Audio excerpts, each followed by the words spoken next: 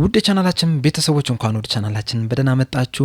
በነገው ምሽት እንደሚታወቀው እንግዲህ በሻምፒዮንስ ሊግ የመልስ ጨዋታ በአንፊልድ ሊቨርፑል ፒኤስጂን የሚገጥም ይሆናል። ባለፈው ሳምንት እንግዲህ በተደረገው የመጀመሪያው ጨዋታ ላይ እንግዲህ ሊቨርፑል ፓርክ ደ ፕራንስ ድረስ በመሄድ ፒኤስጂን 1-0 በሆነ ጠባብ ውጤት ማሸነፍ ችሏል ከሃርቪ ኤሊየት በተገኘ ግብ መሰረት እና ከነገ ጨዋታው በፊት እንግዲህ ከመልስ ጨዋታ በፊት አሰልጣኝ አርነ ስሎትና ዲያጎ ጆታ እንግዲህ ጋዜጣዊ መግለጫን ሰጥተው ነበረ። በዚህም ጋዜጣዊ መግለጫ ላይ እንግዲህ የተለያዩ ጥያቄዎችን ተጠይቀዋል። ለዛም ጥያቄዎች መልስ ሰጥተዋል። ምን ተጠየቁ፣ ምን መለሱ የሚለውን ነገር ይዤላችሁ መጥቻለሁ። እስከ መጨረሻው ደቂቃ ድረስ አብራችሁኝ እንድትቆዩ በአክብሮት እጋብዛለሁ። ሰብስክራይብ፣ ላይክ፣ ሼርም እያደረጋችሁ ቻናሉ ቤተሰብ እንድትሆኑ እንደዚሁም ደግሞ ደውሏን በመጫን ሁልጊዜ ሊቨርፑል የሚመለከቱ የተለያዩ ዜናዎችን፣ ዘገባዎችን ይዤ ስመጣ ወደ እናንተ ቶሎ እንዲደርስ ማድረግ ትችላላችሁ ማለት ነው። እንግዲህ በቀጥታ ወደ ጋዜጣዊ መግለጫ ከመግባታችን በፊት እንግዲህ ዛሬ የወጣ አዲስ ዜና አለ። ይህ ዜናም እንግዲህ ሊቨርፑል ከትጥቅ አምራች ከሆነው ከአዲዳስ ጋር እንግዲህ የረዥም ጊዜ ስምምነት ፈጽሟል። ይህ ስምምነት እንግዲህ የሚጀምረው ከኦገስት 1 ጀምሮ ነው። ከዛ በኋላም እንግዲህ የሊቨርፑል የትጥቅ አምራች የሚሆነው አዲዳስ ነው ከናይኪ ተረክቦ ማለት ነውና በዚህ ስምምነት ዙሪያ እንግዲህ ምንድነው ያሉት ነገሮችን የሚመለሙሉ ነገር በአመት ስንት ያገኛል የሚለውን ነገር እንግዲህ በቀጣይ ፕሮግራሞች ይዤላችሁ የምመጣ ይሆናል። አሁን በቀጥታ እንግዲህ ወደ ጋዜጣዊ መግለጫው እንገባለን። በመጀመሪያም እንግዲህ ጥያቄ የቀረበለት ዲያጎ ጆታ ነበር። በዚህ ጥያቄው እንግዲህ የተጠየቀው ምንድነው ጉዳቶች እያስቸገሩ ነውና ከዚህ ከጉዳቶች ተላቀ ምርጥ ብቃት ላይ የምትገኙ መቼ ይሆናል ብለህ ትጠብቃለህ ተብሎ ተጠይቆ ነበረ። እሱም በምላሹ ምንድነው ያለው ዘንድሮ እንግዲህ በጣም አስቸጋሪ ጊዜን አሳልፍ ያለው በተለይ ደግሞ በግሌ አስቸጋሪ ነገሮችን ነው ያለፍኩት። ጉዳት በጣም ሲያስቸግረኝ ነበረ እና አንዳንድ ነገሮችም ተፈጥሯል። ከዛም እንግዲህ ወጥቼ እንግዲህ ምርጥ ብቃቴ ላይ ለመገኘት እንግዲህ ጥረት እያደረግኩ ነው ያለሁት። ያንንም ነገር ደግሞ የማሳካው ጨዋታዎችን በመጫወትና ራሴ ጠንክሬ በመስራት ነው። በእርግጥ አንዳንድ ነገሮች እንግዲህ አፌክት ሊያደርጉ ይችላሉ፣ ፋክተሮች ሊኖሩ ይችላሉ አንተ ምርጥ ብቃት ላይ ቶሎ እንዳደርስ የሚያደርጉ። በተለይ ደግሞ እግር ኳስ እንግዲህ በግልህ የምትጫወተው ነገር አይደለም፣ በግሩፕ የምትጫወተው ነገር ነውና አንዳንድ ጊዜ እድሎችን ላታገኝ ትችላለህ በየቀኑ እንድትጫወት። ነገር ግን ደግሞ ከኔ የሚጠበቀው ምንድነው ባገኘኋቸው አጋጣሚዎች ሁሉ ያንን ነገር እድሎችን መጠቀም መቻል ነው፣ ጠንከሬ መስራት ነው።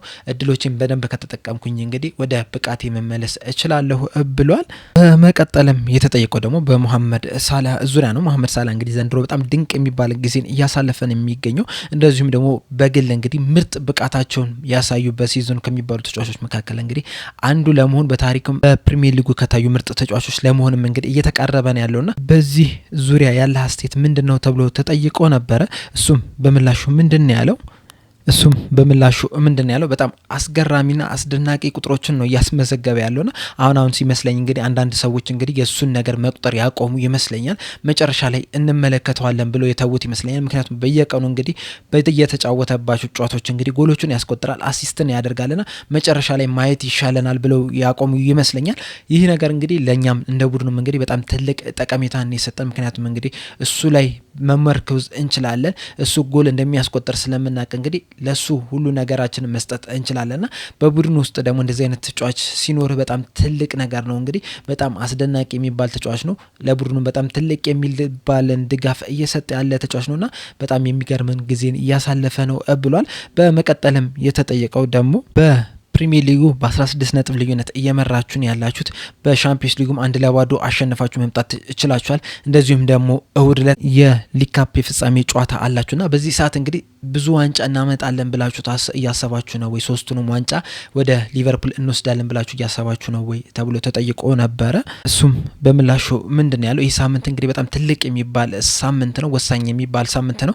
ከሳውዛምፕተን ጋር የሚያደርገው ጨዋታ እንግዲህ ወሳኝ የሚባል ነው። ምክንያቱም እንግዲህ በዚህ ወራል የምናደርገው ብቸኛው የፕሪሚየር ሊግ ጨዋታ ነው። ያንንም እንግዲህ መወጣት ችለናል፣ አሸንፈን መውጣት ችለናል። ቀጣይ ያሉትም ሁለት ጨዋታዎች እንግዲህ በጣም ወሳኝ የሚባሉ ናቸው። ግን ሁልጊዜም እንደምናደርገው ምንድነው ጨዋታ በጨዋታ ነው የምንሄደው። ስለዚህ ትኩረታችን የነገ ጨዋታ ላይ ነው። በእርግጥ የነገውን ጨዋታ ማሸነፍ እንፈልጋለን። እንደዚሁም ደግሞ የእሁዱን የኒውካስል ጋር የምናደርገውን ጨዋታ እንግዲህ አሸንፈን የመጀመሪያ ዋንጫችንን ማንሳት እንፈልጋለን። ነገር ግን ደግሞ መጀመሪያ የነገውን ጨዋታ ማለፍ መቻል አለብን። የነገውን ጨዋታ እንግዲህ በጣም ትልቅ የሚባል ወሳኝ የሚባል ጨዋታ ነውና ሁሉም ትኩረታችን የሚሆነው እንግዲህ በነገው ጨዋታ ላይ ነው ብሏል። መቀጠልም የተጠየቀው ደግሞ በመጀመሪያው ዙር ጨዋታ እንግዲህ በጣም ትዕግስት አስፈልጓችሁ ነበር በዛ ጨዋታ ላይ። በተለይ ደግሞ አንተ አጥቂ እንደመሆን መጠን እንግዲህ ኳሶችን አግኝተ ወደ ጎል ማስቆጠር ነው የምትፈልገውና እንደዚህ አይነት ተጋጣሚ አግኝታችሁ እንግዲህ እንደዛ ትዕግስት ማድረጋችሁ ምን ያህል አስቸጋሪ ነበረ። እንደዚሁም ደግሞ በነገው ጨዋታ ላይ እንደዚህ አይነት ነገር ትጠብቃላችሁ ወይ ተብሎ ተጠይቆ ነበረ። እሱም በምላሹ ምንድን ያለው በዛ ጨዋታ ላይ እንግዲህ ኳሱን በጣም ተቆጣጥረውት ነበር፣ እኛ ከምንፈልገው በላይም ይዘውት ነበርና ወደ ኋላ ሰብሰብ ብለን ነበር ስንጫወት የነበር ነው። ከጎሉ በጣም ርቀን ነበር ስንጫወት የነበረው ነው። እነሱ እድሎች መፍጠር ችሏል፣ ባያሸንፉ ነው። መጨረሻ ላይ አሸንፈን መውጣት ችለናል። ነገ ደግሞ በሜዳችን የምናደርገው ጨዋታ ነውና የተለየ ነገርን ማሳየት እንፈልጋለን፣ ከባለፈው የተለየ ነገርና ሁሌም እንግዲህ የምንፈልገው ምንድነው ጨዋታውን አሸንፈን ወደ ቀጣይ ዙር ማለፍ ነው የምንፈልገውና ወሳኙ ትኩረታችንም እዛ ላይ ነው ብሏል። መቀጠልም የተጠየቀው ደግሞ የባለፈው ጨዋታ የመጀመሪያው ዙር ጨዋታ እንግዲህ እስከዛሬ ከተጫወታችኋቸው ጨዋታዎች የበለጠ ነው ብላችሁ ታስባላችሁ ወይ ወይም ፈታኝ ነበረ ብላችሁ ታስባላችሁ ወይ በዚህ ሲዝን ካደረጋችሁ ጨዋታ አንጻር ተብሎ ተጠይቆ ነበረ። እሱም በምላሹ ምንድን ያለው አዎ በጣም ከባድ ጨዋታ ነው የነበረው። በእርግጥ እኔ አብዛኞቹን ጨዋታዎች በጉዳት ምክንያት አምልጠውኛል። ነገር ግን ደግሞ በጨዋታ ላይ እንግዲህ እኛ ካቀር ነው የተለየ ሆኖ ነው የገጠመን ጨዋታውና በዚህ መሰረት እንግዲህ ከባድ ጨዋታ ነበረ ብለን ማሰብ እንችላለን። ነገር ግን ደግሞ እኛም በጣም ጠንክረን ሰርተናል። በጨዋታው ላይ በጣም መከላከል ችለናል። በጣም ታትረን የሰራነው ስንሯሯጥ ነበረ። በዛም እንግዲህ አሸንፈን መውጣት ችለናል። ይህም እንግዲህ የተጫዋቾችን ብቃት ሜንታሊቲ የሚያሳይ ነገር ነውና በዚህ መሰረት እንግዲህ ቀጣይ ላሉብን ጨዋታዎች እንግዲህ በዚህ ላይ መመርኮዝ እንችላለን። ለወደፊቱም ምን ማድረግ እንደምንችልም ደግሞ ያሳየ ነገር ነው ብሏል። በመቀጠልም የተጠየቀው ደግሞ ነገ እንግዲህ ጎል ካስቆጠርክ በሻምፒየንስ ሊጉ 4ኛ አመት ይሆናል። በእርግጥ አምና በኤሮፓ ሊጉ ጥሩ የሚባል ነገር ማድረግ ይችላል፣ ጎሎችን ማስቆጠር ይችላልና በሻምፒየንስ ሊጉ ግን ነገ ተጽዕኖ ለመፍጠር ወይም ጎል ለማስቆጠር ምን ያህል ፍላጎት አለ፣ ምን ያህል ትጥራለህ ተብሎ ተጠይቆ ነበረ። እሱም በምላሹ ምንድን ያለው ስታቶች በእርግጥ ሁሉንም ነገር አይናገሩም። በእርግጥ ጎል ማስቆጠር እፈልጋለሁ፣ የኔ ግን ዋናው ትኩረት ያደለም ጨዋታውን አሸንፈን እስካለፍን ድረስ እንግዲህ ጥቂት ቀናቶችም ብጨምር ሳላገባ ብቆይም ያን ያህል ማተር አያደርግልኝም፣ ተጽዕኖ አይፈጥርብኝም ብሏል። በመጨረሻም የተጠየቀው ደግሞ እንግዲህ ጥሩ ብቃቴ ላይ አይደለሁም ብለሃል። በእርግጥ ጉዳቶችም ተጽዕኖ ፈጥሯል። መቼ ነበር ለመጨረሻ ጊዜ ጥሩ ብቃቴ ላይ የነበርከው ተብሎ ተጠይቆ ነበረ። እሱም በምላሹ ምንድን ያለው እርግጠኛ አይደለሁም፣ ምክንያቱም እንግዲህ ይህን ፎርም ለመናገር እንግዲህ የሆነ ያህል ጨዋታዎችን መጫወት መቻል አለብህ። ያንን ነገር ካልተጫወትክ እንግዲህ እንደዚህ ነው ብሎ ለማለት ይከብዳል። ነገር ግን ደግሞ ወሳኙ ነገር ምንድን ነው? ቡድንህን ማገዝ ነው። ጎል ማስቆጠርን እፈልጋለሁ። ጎል ማስቆጠርን በጣም ጥሩ ነገር ነው፣ በተለይ ለአጥቂ።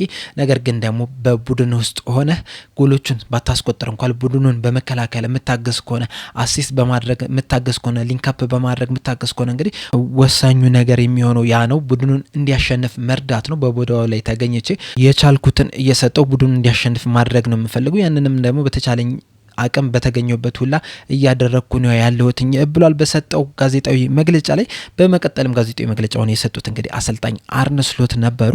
በመጀመሪያም የተጠየቁት ደግሞ ሉዊስ ኤንሪኬ በሰጠው አስተያየት ዙሪያ ነበረ። ሉዊስ ኤንሪኬ የሰጠው አስተያየት ነበር። ይህም አስተያየት ምንድን ነው? ይህንን ጨዋታ የምናሸንፍ ከሆነ ወደ ፍጻሜ እንደርሳለን ብሏል። በተጨማሪም ደግሞ ይህንን ጨዋታ የምንገባው ለማጥቃት ነው፣ ምክንያቱም እንግዲህ ምንም የምናጣው ነገር የለም ብሏልና እርሶስ እንዴት ነው የሚመለከቱት ተብሎ ተጠይቀው ነበረ። እሳቸው በምላሻቸው ምንድን ያሉት? እዚህ ላይ ሆነን እንግዲህ ስለ ሻምፒዮንስ ሊግ ፍጻሜ ማውራት በጣም ይከብዳል። በእርግጥ ሁለቱም ቲም እንግዲህ ሻምፒዮንስ ሊግ ፍጻሜ የመድረስ ብቃቱ አላቸው፣ ተጫዋቾቹም አላቸው። ነገር ግን ደግሞ ከዚህ በኋላ እንግዲህ ምን ገጥማቸውም እንደዚሁ ጠንካራ የሚባሉ ቡድኖች አሉ። በእርግጥ ይህንን ጨዋታ ያለፈ እንግዲህ አስቶን ቪላ ወይም ክለብ ብሩጅን የሚገጥሙ፣ ከዛ በኋላ የሚያልፈም ከሆነ እንግዲህ ወይ አትሌቲኮ ማድሪድ ወይ ሪያል ማድሪድ ወይ አርሰናል ነው የሚገጥሙና በጣም ከባድ የሚባሉ ቡድኖች ያጋጥሙታል ወደፊት። በእርግጥ ሁለቱም ቡድኖች እንግዲህ ለፍጻሜ የመድረሱ ብቃቱም ቢኖራቸውና አሁን ላይ ሆነን እንግዲህ ስለ ሻምፒዮንስ ሊግ ፍጻሜ ማሰብ በጣም ከባድ ነው። በጨዋታ ማየቱ የተሻለ ነው የሚሆነው። እናም የነገው ጨዋታ እንግዲህ በጣም ወሳኝ የሚባል ጨዋታ ነው። ሁለታችንም ልንሸነፍ የምንችልበት እድሎች ሊኖሩ ይችላሉ። እነሱም ሊሸነፉ የሚችሉበት እድል አለ፣ እኛም ልንሸነፍ የምንችልበት እድል አለ። ሁለቱም ኳሊቲ ያላቸው ቡድኖች ናቸውና የነገው ወሳኝ ጨዋታ ነው ብለዋል። በመቀጠልም የተጠየቁት ደግሞ ይህንን ጨዋታ ለማለፍ ከፈለጋችሁ ከመጀመሪያው ጨዋታ እንግዲህ ምን የተለየ ነገር ማድረግ አለባችሁ ተብለው ተጠይቀው ነበረ። እሳቸው በምላሻቸው ምንድን ያሉት? ከጨዋታው በፊት እንግዲህ ምን ያህል ጥሩ ቲም እንደነበሩ፣ ምን ያህል ምርጥ ቲም እንደነበሩ እንግዲህ አይቻለሁ። በተለይ ደግሞ ከጨዋታው በፊት እንግዲህ የተለያዩ ጨዋታዎችን ተመልክቻለሁ። ከሌላ ጊዜ አንጻር እንግዲህ በፒኤስጂ ጨዋታና ከዛ በፊት በተደረጉ ጨዋታ እንግዲህ ሰፊ ጊዜ ነበረና በዛ ጊዜም እንግዲህ የተለያዩ ጨዋታዎችን ተመልክቻለሁ፣ ያደረጉትን ጨዋታ ተመልክቻለሁና በዛ ጨዋታ ላይ እንግዲህ ምን ያህል ጥሩ ቲም እንደሆነ ተመልክቻለሁ። ከኛ ጋር ባደረጉትም ሮብለት በተደረጉት ጨዋታም እንግዲህ ያንን ኳሊቲያቸውን መመልከት ችለናል። ከዚህ በፊትም እንግዲህ ጠንካራ እንደሆኑ እናውቃለን። ኳሊቲ ያላቸው ተጫዋቾች አሏቸው። ናቸው። በጣም ሙሉ የሆነ ቲም ነው። በረኛ እስከ አጥቂ ድረስ ሙሉ የሆነ ቲም ነው። በጣም በኢንተንሲቲ ነበረ፣ በፍጥነት ነበር ሲጫወቱ የነበሩትና እኛን በደንብ ሲያስጨንቁን ነበርና በጣም ምርጥ ቡድን እንደሆኑ እናውቃለን። በእርግጥ በዛ ጨዋታ ላይ እንግዲህ እኛ ፑር ነበርን ወይም ጥሩ አልተጫወትንም ማለት አይደለም። ነገር ግን ደግሞ ከዛ የተሻለ ማድረግ እንችላለን ብለን እናስባለንና በነገው ጨዋታ ላይም እንግዲህ ከደጋፊዎቻችንም ድጋፍ ተጨምሮ የተሻለ ነገርን እናሳያለን ብለን ተስፋ እናደርጋለን ብሏል። በመቀጠልም የተጠየቁት ደግሞ ፒኤስጂዎች እንግዲህ በዛ ጨዋታ ላይ በጣም ተገርመው ነበረ፣ ሊቨርፑል በጣም ጥሩ ባለመሆኑ ምክንያት ማለት ነውና በዚህ ላይ አስተያየቱ አለው ተብሎ ተጠይቆ ነበር። በተጨማሪም ደግሞ የነገውን ጨዋታ ለማለፍ እንግዲህ ከዚህ በፊት እስከዛሬ ካደረጓቸው ጨዋታዎች የበለጠ መጫወት መቻል አለባችሁ ብላችሁ ታስባላችሁ ወይ ተብለው ተጠይቀው ነበረ። እሳቸው በምላሻቸው ምንድን ያሉት ማለት የፈለከው የሚመስለኝ ባየር ሙኒክና አርሰናል ከኛ የተሻሉ ተጫውተዋል የሚለውን ይመስለኛል እና ሁለቱ ቡድኖች ከተጫወቷቸው በኋላ እንግዲህ ፒኤስጂዎች የተሻለ መሆን እችሏል ወይም ደግሞ ራሳቸውን በደንብ ማሻሻል እችሏል። ከአርሰናል ጋር ሲጫወቱ እንግዲህ ወደ ኋላ ሳብ ብለው ነበር ሲጫወቱ የነበሩት።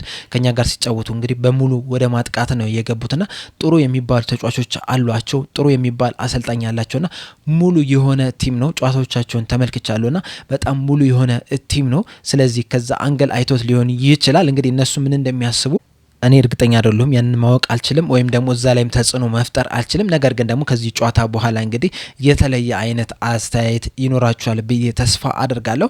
በተጨማሪም ግን በነገው ጨዋታ ላይ እንግዲህ እስከዛሬ ከተጫወትናቸው የበለጠ ምርጥ ብቃታችንን ማሳየት አለብን ብዬ ግን አስባለሁ። በእርግጥ ከዚህ በፊት ከተለያዩ ቡድኖች ጋር ተጫውተናል። ከማንቸስተር ሲቲ ጋርም እንግዲህ ተጫውተናል። ከሜዳቸው ውጪም በሜዳችንም ተጫውተናል እና ከዚህ ጋር እንግዲህ በጣም ብዙ ልዩነት አለው ብዬ ሳይሆን ነገር ግን ደግሞ ፒኤስጂዎች ኮምፕሊት የሆኑ ቲም ናቸው። በረኛ እስከ አጥቂ ድረስ ሙሉ የሆነ ቲም ነው። በዛ ላይም ደግሞ ማለት ነው በጣም በፍጥነት ነው የሚጫወቱት፣ በጣም በኢንቴንሲቲ ነው የሚጫወቱትና በጣም የተለየ ብቃታችንን ማሳየት መቻል አለብን። ወሳኝ የሆነ ጨዋታ ነው።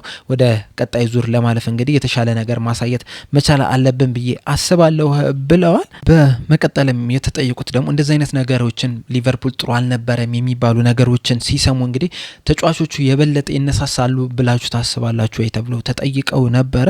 እሳቸው በምላሻቸው ምንድን ያሉት እንደዚህ አይነት ነገሮች አያስፈልጓቸውም እነዚህ ተጫዋቾች እንዲነሳሱ ብለዋል። ምክንያቱም እንግዲህ በጥሎ ማለፍ ጨዋታ ላይ በአንፊልድ እየተጫወትክ በአውሮፓ ውስጥ ከሚገኙ ምርጥ ቡድኖች መካከል ከሆነው አንዱ ቡድን ጋር የምትጫወት ከሆነ እንግዲህ ምንም አይነት ሞቲቬሽን አያስፈልግም። ምክንያቱም ጨዋታውን ለማሸነፍ ነው የምትገባውና የኛም ተጫዋቾች አይፈልጉም፣ የነሱም ተጫዋቾች እንደዚህ አይነት ሞቲቬሽን አይፈልጉም፣ ደጋፊውም አይፈልግም፣ የኮቺንግ ስታፉም አይፈልግም። እናም እንደዚህ አይነት ነገሮች አይፈልጉም። ትልቅ ጨዋታ ነው፣ ትልቅ ቡድን ነው፣ ትልቅ ውድድር ነውና ሁልጊዜም ደግሞ ዋንጫዎችን ማሳካት ያስፈልጋልና ዋንጫን ለማሳካት የምትሄድበት አጋጣሚ ሁላ እንግዲህ ምንም አይነት ሞቲቬሽን አያስፈልግህም። እናም ሁላችንም እንግዲህ ይህን ጨዋታ ለመጫወት በጣም ጓጉተናል ብለዋል። በመቀጠልም የተጠየቁት ደግሞ የነገው ጨዋታ ወሳኝ ጨዋታ ነው ብላችሁ ታስባላችሁ ወይ ተብሎ ተጠይቀው ነበር። እሳቸውን በምላሻቸው አዎ ወሳኝ ጨዋታ ነው፣ ምክንያቱም እንግዲህ ቀጣዩ ጨዋታ የነገ ጨዋታ ስለሆነ ነው። ምክንያቱም ሁሉንም ጨዋታዎች እንግዲህ ጨዋታ በጨዋታ ነው የምንመለከተው። ስለዚህ ቀጣይ ጨዋታ ምንጊዜም ለኛ ወሳኙ ጨዋታ ነው